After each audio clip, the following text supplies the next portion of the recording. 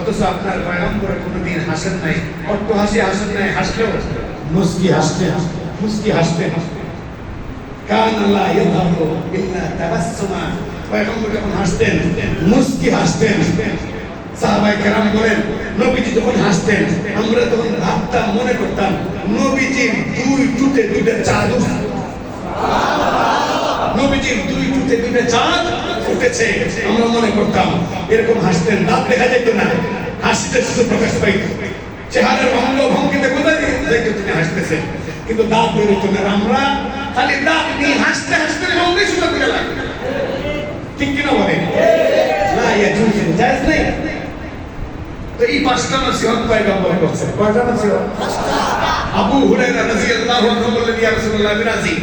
নবীজি হাতে ধরে বললেন, আবু হুরায়রা আমার বিশ্বাস তুমি শুধু একা নও, আমার সব সাহাবী রাজি, আমার সব সাহাবী রাজি।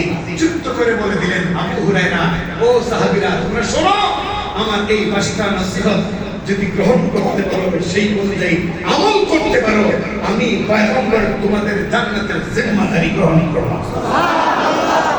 আমার প্রাণের ভাইরা, লম্বা টাইম আমি আপনাদের নষ্ট করেছি, বেশ আমার গলায় ধরে এসেছে, আর বয়ান লম্বা করার কোনো সুযোগ নেই। এখন মোনাজাতের দিকে আমরা অগ্রসর হচ্ছি। বাকি মোনাজাতের দিকে অগ্রসর হওয়ার আগে আপনাদের কাছে জানতে চাই যে এই পাঁচটা নসিহত মনে প্রাণে আমরা বিশ্বাস করে আমল করতে রাজি আছি। সংক্ষেপে এক মিনিটে পাঁচটা আমি আবার বলে দিচ্ছি। তাকে মাহারিমা তাকুন আবাদান নাস। প্রথম হলো গুনাহ থেকে বেঁচে থাকা। দুই নাম্বারটা ওয়ারদা বিমা কাসাবাল্লাহু লাকা তাকুন আদনান নাস। দুই নাম্বারটা আল্লাহর বন্টনে সন্তুষ্ট থাকা, হালাল ভাবে জীবিকা উপার্জন করা, হারামের ধারে কাছেও না যাওয়া। তিন নাম্বার প্রতিবেশীর সঙ্গে ভালো আচরণ করা। চার নাম্বার নিজের জন্য যারা পছন্দ করি, আমার ভাইয়ের জন্য, আরেক মুসলিম ভাইয়ের জন্য, রক্ত সম্পর্ক হোক আর মহল্লাগত হোক, ভালোটাই পছন্দ করা। আর পাঁচ নম্বরে কম হাসা, বেশি করে কাঁদা। পয়গম্বর বলেন মানুষ যখন আল্লাহর ভয়ে কাঁদে, জাহান্নামের ভয়ে কাঁদে, নিজের গুনাহের ভয়ে কাঁদে। কাঁদা তৈরি হয় কেমনে? প্রথমে দিলে টাচ করা, কথাগুলো সে মুখটা বলে আল্লাহ আল্লাহ ইয়া রহমান ইয়া রহিম বলে কিছু কথা বলে, ভিতরে টাচ করে। টাচ করার পরে দেখবেন আমাদের শরীরে কিছু সুরসুরি জায়গা আছে না, ওই সুরসুরি জায়গায় ঘরের মধ্যে যদি হাত দিয়ে একটু নাড়াচাড়া দেয় তখন কি হয়? সুরসুরি তৈরি হয়। ঠিক অনুরূপভাবে মানুষ যখন কিছু টাচিং, মানে হার্ট টাচিং কথাগুলো বলে, এটা হৃদয়ে আঘাত করে, তখন এইটা চোখের মধ্যে যাইয়া এক ধরনের আন্দোলন শুরু করে। কি আন্দোলন? আন্দোলনটা হলো হাদিসের মধ্যে এসেছে, চুপকে যাইয়া ওই পানি বলতে থাকে, আরে আল্লাহর বান্দা বাঁচতে যদি চাস, জাহান্নামের আগুন যদি নিভাইতে চাস, তাহলে শুনে রাখ, বঙ্গোপ সাগরের পানি দিলে হবে না, বুড়িগঙ্গার পানি দিলে হবে না, আটলান্টিকের পানি দিলে হবে না, সারা দুনিয়ার সমস্ত জলাশয়ের পানি এক জায়গায় করে দিলে ওই জাহান্নামের মাথায় নিভবে না আগুন। তুই চোখ দিয়া পানিগুলো ছাড়, আমাকে তোর চোখ দিয়া জমিনে ছাড়, জমিন লাগবে না, না দেবে জমিনে পড়ার আগেই আল্লাহ খুশি হয়ে যাবে। আল্লাহ তখন তোকে মাফ করে দিবে। এই জন্য বেশি বেশি কান্নাকাটি করে আর হাসাহাসি এই পাঁচটা নসিহত মনে রাখবো তো ইনশাআল্লাহ। প্রথম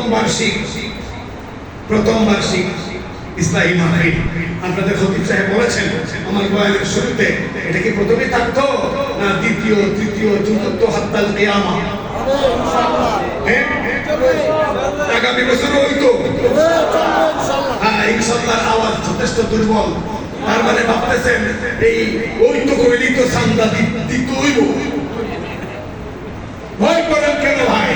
কয় লাখ টাকা লাগে একটা মাহফিল করতে, কিন্তু যে নসিহত গুলো শুনছেন বুকে হাত দিয়ে বলেন কয় কোটি টাকা আল্লাহ তুললে এই নসিহত আরেক আল্লাহ তুললে সমান হবে বলেন?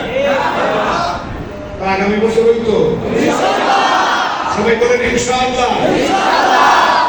আগামী বছর ওই আসে সমাজ করে বা আর দরকার নেই না, প্রতি বছর হইতো। আলহামদুলিল্লাহ, আল্লাহ কবুল আর মঞ্জুর করুন। আজকে আসলে আপনাদের এখানে এসে মনে করতেছে বারবার আপনাদের মুরব্বী আলহাজ গিয়াসউদ্দিন সাহেবের কথা। মসজিদের শুরু লগ্ন থেকে মৃত্যু পর্যন্ত এই মসজিদের জন্য যখনই সাক্ষাৎ হইত কিংবা যখনই তার বাসায় আসতাম, উনি আমাকে নাম ধরে ডাকতেন, আমরা ওনাকে খাদু বলে ডাকতাম। যে আজকের ঘটনা নয়, 1996 থেকে 94 থেকে তো আসলেই মসজিদের প্রসঙ্গ। আমি একদিন বলেই ফেললাম, আপনার কি মসজিদের প্রসঙ্গ স্যার আর কোনো গল্প নাই? ভাবতেন নাই, ঠিক আছে আপনি তো খেদমত করতেছেন মাশাআল্লাহ। তখন তিনি বলতেন, মা আসলে মসজিদে গেলে পরে আমার এত শান্তি লাগে, আমার এত শান্তি লাগে, বাসায় আসতে মন চায়। ওই মানুষটা আজকে দুনিয়াতে নাই।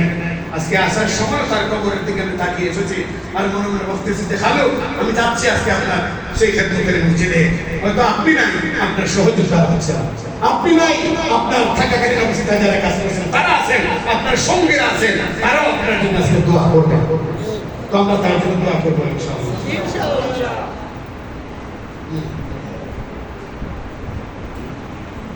আসসালামু আলাইকুম।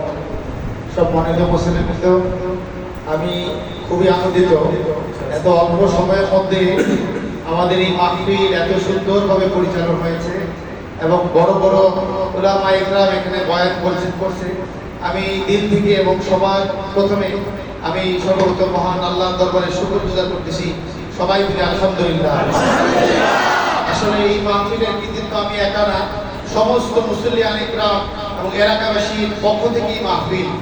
আমি শুধুমাত্র আপনাদের নামমাত্র বাহক হিসেবে, তারপরও হুজুরের কাছে বলবো, যেহেতু এই মসজিদ শুরু লগ্ন থেকে যেইভাবে বর্তমান মোতাল্লি আমাদের মুরব্বী মোতাল্লি আমাদের হাজী মোজাম্মেল হোসেন মাদবর কাকা ছিলেন, আমার বাবা ছিলেন, এরপরে মরহুম সিদ্দিক কাকা ছিলেন, যারাই ছিলেন প্রত্যেকেই মসজিদের এই খেদমত করছেন এবং এখনো সেই মসজিদ ওইভাবেই পরিচালনা হইতেছে।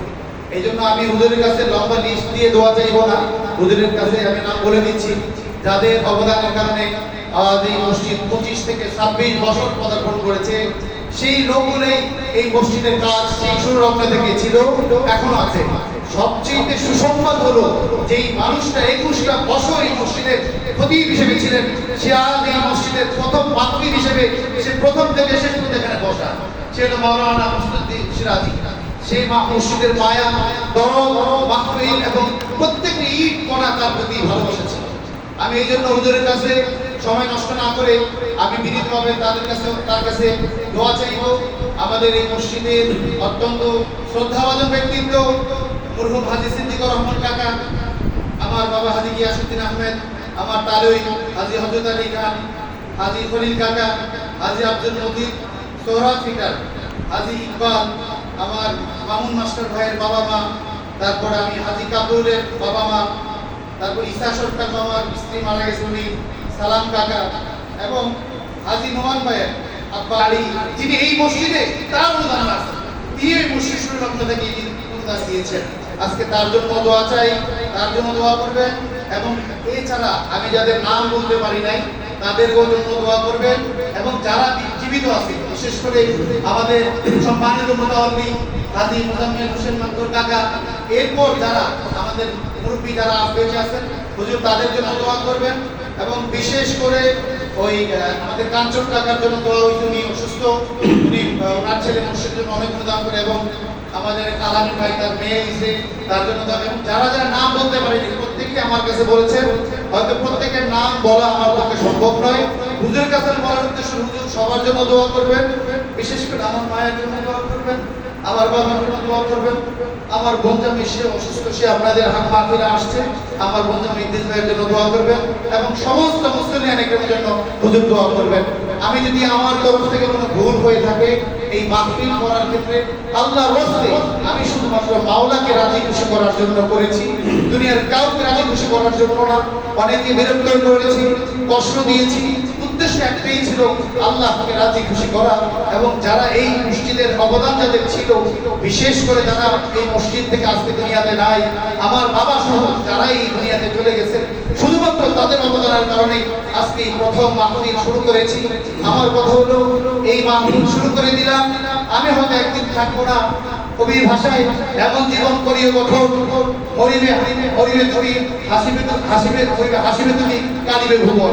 আমি করে গেলাম, এমন হতে পারে আগামী বছর আমি নাও থাকতে পারি, কিন্তু এই যে আমল চালু করে দিলাম সেটার জন্য আমার মনে হয় হয়তো কোনো আমলই করতে পারি নাই, হয়তো মসজিদের এই খেদমতের কারণে আল্লাহ পাক হয়তো আমাকে মাফ করতে পারেন, আমার বাবাকে মাফ করতে পারেন, মুসলিমদেরকে মাফ করতে পারেন, এবং যারা মসজিদের দায়িত্বে আছেন তাদেরকেও মাফ করতে পারেন।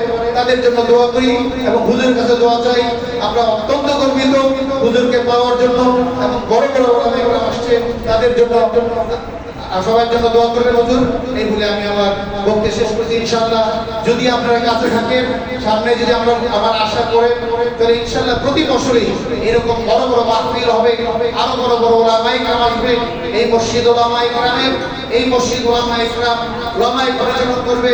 এবং সবচেয়ে বড় সংবাদ যে হাম্মাদ সাহেব রাহমাতুল্লাহ আলাইহি, তার সুযোগ্য সাহেবজাদা, আমাদের কলিজার সন্তান, আপনাদের কলিজার সন্তান মুফতি নাসিবুল হক সাদি, আমাদের কারো সন্তানের সমতুল্য, কারো ভাইয়ের সমতুল্য।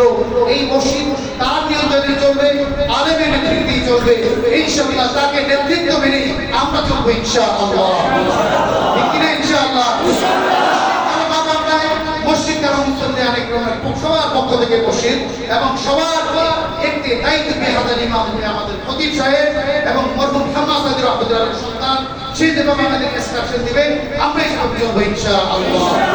আল্লাহ পাক আমাদের সবাইকে কবুল করুন, আমিন। হুজুরের সময় নষ্ট করার জন্য আমি কয়েকবার জিকির, কয়েকবার আন্তরিকভাবে অন্তরের গভীর থেকে মহান আল্লাহ তাআলার প্রতি মহব্বত আর ভালোবাসায় সিক্ত হয়ে আমরা জিকির